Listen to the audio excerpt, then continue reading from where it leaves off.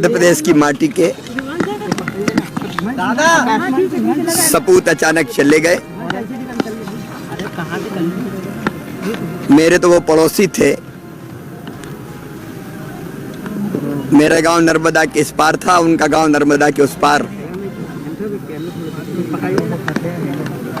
बचपन से ही प्रखर, जुझारू और अन्याय के खिलाफ लड़ने वाले शरद भाई छात्र जीवन में ही राष्ट्रीय राजनीति में छा गए थे। जेपी के आंदोलन के एक प्रमुख स्तंभ थे वो, और जेपी के उम्मीदवार के रूप में हलधर किसान चुनाव चिन्ह पर जीतने वाले पहले अगर सांसद और नेता थे तो श्री शरद यादव थे। जेल में रहते हुए चुनाव जीते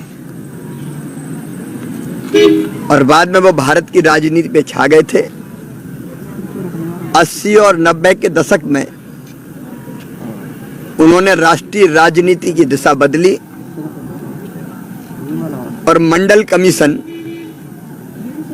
लागू करवाने में उनकी बहुत ही महत्वपूर्ण भूमिका थी। समाज के कमजोर वर्ग, विशेषकर पिछड़े वर्गों के कल्याण के लिए उन्होंने अपने जीवन को होम दिया था। वो ऐसे नेता थे कि जो गलत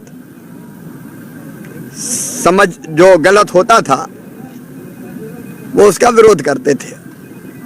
उनकी दृष्टि से जो गलत था उसका विरोध करते थे। और उन्होंने नैतिकता की भी राजनीति की। जब इंदिरा जी ने इमरजेंसी लगाई और संसद का कार्यकाल 5 से बढ़ा के 6 साल कर दिया, तब शरद जी ने संसद की सदस्यता से इस्तीफा ये कह के दिया था कि जनता ने हमें 5 साल के लिए चुना था, 6 साल के लिए नहीं।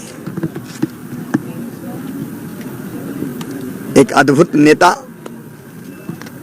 जो अभी भी देश को बहुत कुछ दे सकता था, वो हमारे बीच से चले गए हैं।